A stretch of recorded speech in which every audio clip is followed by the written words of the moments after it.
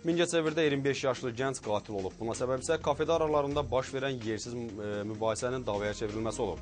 Nəticədə kafe sahibi 2 nəfər müştərini bıçaqlayıb. Təfərrüatlar növbət süjetdə.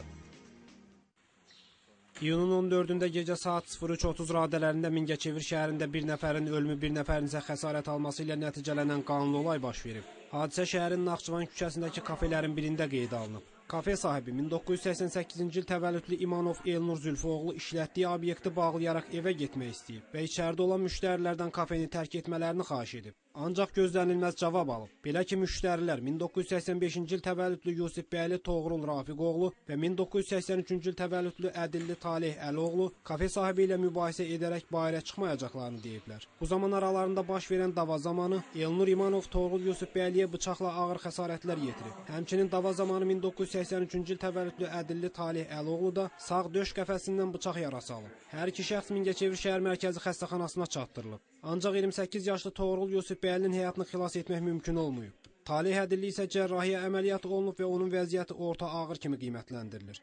Xəstəxananın qəbul şöbəsinə səhər saat 05:30 radələrində 2 bıçaqlanma hadisəsini xəstə qəbul eləmişdik.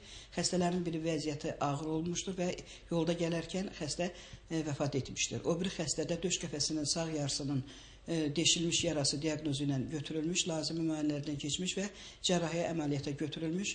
Hal-hazırda xəstə vəziyyəti orta ağırlıqdadır və cərrahiyyə şöbəsində yerləşdirilibdir. Qətli törədən Elnur İmanov isə tutularaq istintaqa təhvil verilib. Faktla bağlı Mingəçevir şəhər prokurorluğunda Azərbaycan Respublikası Cinayət Məcəlləsinin 120.1 maddəsi ilə cinayət işi açılıb, araşdırma aparılır. İnqilab Şirinbəyli, Rəhman Əsədov, LTV Mingəçevir.